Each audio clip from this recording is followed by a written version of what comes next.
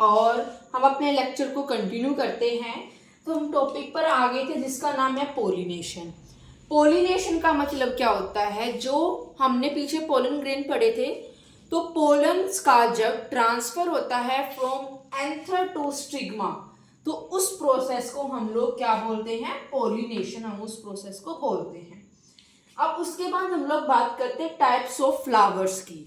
जो फ्लावर्स होते हैं वो भी डिफरेंट तरीके के होते हैं, जैसे कि कुछ एक फ्लावर्स हैं जो यूनिसेक्सुअल होते हैं, जिनमें एक ही सेक्स प्रेजेंट है, या तो स्टेमिन होगा या फिर पिस्टिल होगा। क्लियर है। उसके बाद दूसरा टाइप आता है हमारा बायसेक्सुअल फ्लावर। कुछ फ्लावर यूनिसेक्सुअल होते हैं, कुछ फ्लावर बायसेक्सुअल होते हैं, जिनमें stamen and pistil both are present. उसके बाद फ्लावर देखो डिफरेंट तरीके के होते हैं, तो कुछ फ्लावर्स क्लोज होंगे, कुछ फ्लावर्स ओपन होंगे। फ्लावर क्लोज होते हैं उनका दूसरा नाम होता है क्लिस्टोगैमस। जो फ्लावर ओपन होते हैं उनका दूसरा नाम होता है चेस्मोगैमस। तो इसको हम याद कैसे रखेंगे, देखो आप ये याद रख लेना कि टा की साउंड आ रही है क्लिस्टोगैमस, तो वो हमें याद रखना है जो क्लोज है, ठीक है। और ओपन से फिर चेस्मोगैमस तो हो ही गया, ठीक है। बाकी कुछ भी आपको अगर ट्रिक कोई पता हो तो उससे आप ये याद कर लेना, क्योंकि नाम इसका पूछ लिया जाता है कई बार एग्जाम में। उसके बाद इनके कुछ कैरेक्टरिस्टिक फीचर्स हैं कि ओपन फ्लावर्स के क्या हैं, क्लोज के क्या हैं। तो ओपन फ्लावर में तो पोलिनेशन की रिक्वायरमेंट होती है ना। क्लोज फ्लावर में पोलिनेशन की रिक्वायरमेंट नहीं होती, ठीक है।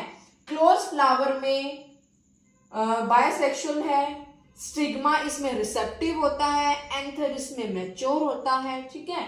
और इसमें किसी भी टाइप के पोलिनेशन की रिक्वायरमेंट नहीं होती, क्योंकि इसी के पोलन इसी फ्लावर पर आकर चिपक जाते हैं एंड फर्दर न्यू रिप्रोड्यूस करते हैं, ठीक है। अब बातें करेंगे टाइप्स ऑफ पोलिनेशन की। पोलिनेशन हमने देख लिया क्या होता है पोलिनेशन, पोलन का ट्रांसफर होना from anther to stigma, that it is called pollination. अब पोलिनेशन के टाइप देखेंगे, तो पोलिनेशन के 3 टाइप होते हैं। First is autogamy, second is geitonogamy and third is xenogamy. तो जो ऑटोगैमी होता है उसमें क्या होता है, जैसे कि ये है एक प्लांट, ठीक है। ऑटोगैमी में लिखा है transfer of pollen on stigma of same flower, मतलब कि यहाँ से पोलन का ट्रांसफर होगा स्टिग्मा पर और ये सेम ही फ्लावर होगा इसका। क्लियर है। यहाँ पे कोई इसमें वही एंथर जो है मैच्योर होगा, स्टिग्मा जो है रिसेप्टिव होगा, ठीक है। तो अब देखो सेम ही है तो जेनेटिकली ये सेम होंगे, तो मतलब इसमें जो वेरिएशन आएंगी वो भी बहुत कम आएंगी। दूसरा जिप्नोगैमी की बात करें, अब फ्लावर्स इसमें अलग होंगे बट प्लांट वही सेम रहेगा, तो इसके पोलन इसी फ्लावर पे ट्रांसफर ना होके इस दूसरे वाले फ्लावर पर ट्रांसफर हो जाएंगे। सिंपल सी बातें हैं, बिल्कुल different flower but same plant. अब एक इसमें एक इंपॉर्टेंट बात लिखी है ये कि ये जेनेटिकली तो इक्वल होता है ऑटोगैमी के, बट ये फंक्शनली ये सेम होता है जीनोगैमी के। तो जेनेटिकली सिमिलर का मतलब इसमें क्योंकि क्या है सेम प्लांट है ना, और बट डिफरेंट तो फ्लावर है, तो इसमें तो दोनों ही चीजें डिफरेंट होती हैं, तो इसीलिए फंक्शनली इसके साथ लाइक है, ठीक है। जीनोगैमी में बात करें तो जैसे हम ये एक प्लांट ये ले लेते हैं और एक प्लांट ये ले लेते हैं, तो इसके फ्लावर का पोलन इस फ्लावर पर जाकर स्टिग्मा से अटैच होगा। कहने का मतलब इसमें ये है डिफरेंट ही प्लांट डिफरेंट ही फ्लावर, तो इसमें क्या आएंगी ज्यादा वेरिएशन है। ये भी देखो एक बार, अगर बायसेक्सुअल फ्लावर है तो उसमें तीनों आ जाएंगे, ए जी और एक्स तीनों आ जाएंगे।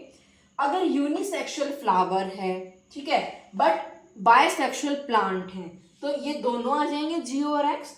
बट अगर यूनिसेक्सुअल प्लांट है तो सिर्फ ये एक्स आएगा, जीनोगैमी आएगा। और इसका एग्जाम्पल हो सकता है जैसे कि पपाया है।